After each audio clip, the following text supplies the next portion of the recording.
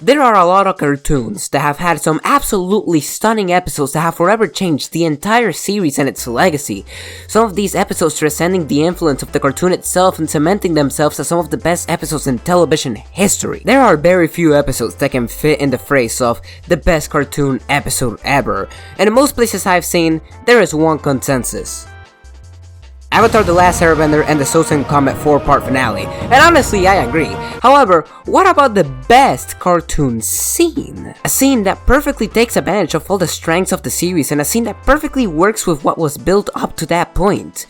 And I feel like there is only one series with a scene like this, and that series is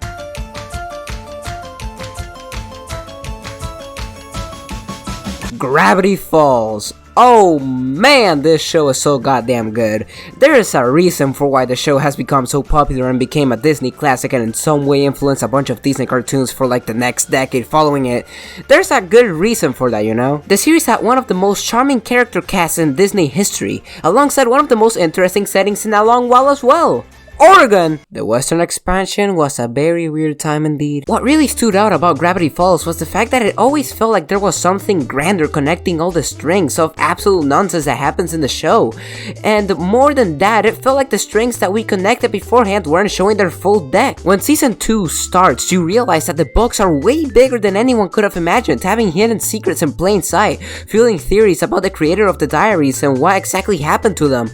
And that's only really the beginning. By the time of season 2 releasing, there was still a lot of mystery surrounding the diaries and why they're there, characters like Bill Cipher who have been appearing since the beginning of the show, and one of the most intriguing figures in the equation was Uncle Stan. Look at the bigger picture and Stan simply doesn't feel like he fits in. He's constantly denying the existence of magic and the supernatural, sometimes on purpose, something which is only confirmed in episode 1 of season 2. But more than that, he was actively doing something secret behind the backs of the entire cast, and honestly it never sounded like anything good, not especially after the first couple of episodes in season 2 in which Stan activates a machine underneath the shack, which alerts the motherfucking United States government. From here on, the entire next half of the season, you're just thinking to yourself, damn, what is that man cooking down there? And alongside the diaries and all the mysteries in those, you also start to wonder, what connection do Stan and the books have? How does a giant machine connect to everything? Can peak fiction become even better? Yes, next. And so the episodes go on. Dipper and Mabel are doing all their usual things, always managing to get into some trouble and nearly killed by abominations that I'm surprised Disney thought would cause no trouble to kids' mental health whatsoever. Are you sure this really fit the Disney brand? Are you really sure about that, Disney? You discover more of the world, and the more adventures the twins go to, the more you see Stan doing some absolutely weird shit, like grabbing like actual toxic waste cans and dumping it all on his machine, and it makes you wonder if he's up to any good. I mean, he can't be, considering the government is up on his ass all the whole time. I feel like you can feel that something malicious is brewing by the end of the 10th episode of the season, in which Mac Goggett finishes the episode by just saying one line. Oh, this is bad! Something's coming! Something big! And it's just...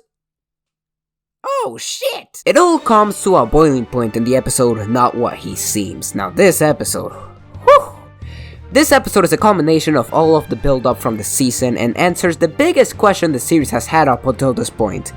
Who is the author of the journal? The episode starts with the Stan shenanigans we have been seeing for a while, but then it goes to him actually having fun with the kids, and just when he's about to tell them something that sounds very important, he gets his ass arrested by the government and whatnot, you know, the usual. The guys from the government come and tell the kids the situation. Stan is a fake.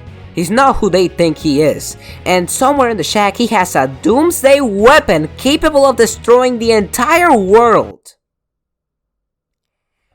What? Obviously the kids are apprehensive towards the idea of the uncle they've been with the entire summer being some sort of master villain, so when they get their chance to sneak away, they immediately go to clear their uncle's name. Stan entrusts the vending machine to Zeus, and the kids are off to look for the recording tapes that can possibly clear his name, but what they find instead does anything but that. They find that what the government said about him stealing the dangerous chemicals was true, and then subsequently discover that he has a stash of many fake IDs and even newspaper articles claiming that he was dead. And then afterwards, the code to the machine. After they convince Zeus to help them get to the bottom of this, they go to a secret hideout in which they find the machine, and alongside it, the other two diaries. They are all absolutely stunned by this information, but not as much as when they discover that the government was absolutely correct. This is a doomsday weapon, capable of tearing the universe apart if fully activated, which combined with everything else we now know about Stan, simply shows that the machine needs to go. But when they're about to stop it, Stan appears and begs them to not do it. From here it's all peak fiction avenue, because this entire sequence, everything that happens here is what I consider to be one of the best cartoon scenes ever made. The best cartoon scene ever made. If the title wasn't obvious enough, this is a scene in which you're just not sure what the best thing to do is here.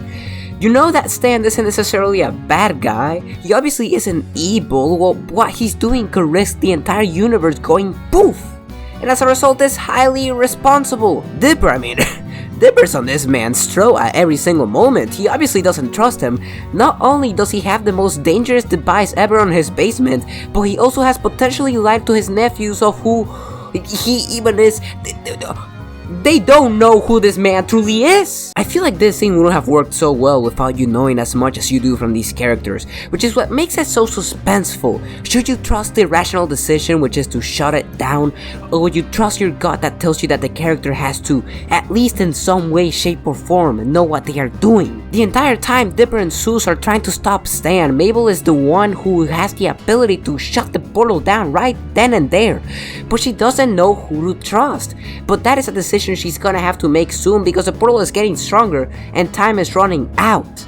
Dipper, Stan, and Zeus are all pushed back, and only Mabel remains in range of the machine, and there are less than 30 seconds remaining before the world completely disappears, and that's when Stan tells Mabel what he wanted to tell them earlier this morning. I wanted to say that you're gonna hear some bad things about me, and some of them are true, but trust me, everything I've worked for, everything I care about, it's all for this family. And then, with nearly no time left, Mabel finally makes her decision.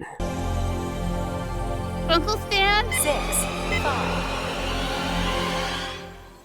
I trust you. I feel like there are a couple of factors that make this scene very good, but one of them is a small detail that many fans noticed.